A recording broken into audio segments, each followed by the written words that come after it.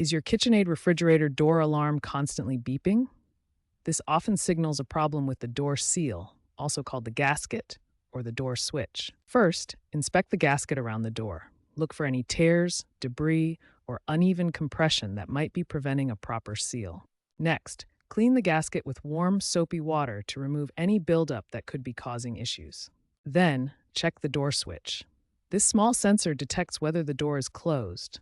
Try pressing it manually to see if the alarm stops. Finally, try resetting your refrigerator by unplugging it for 1 to 2 minutes. This can clear any software glitches triggering false alarms. If basic cleaning and resetting don't fix the door alarm issue, you may need to replace the door gasket or switch.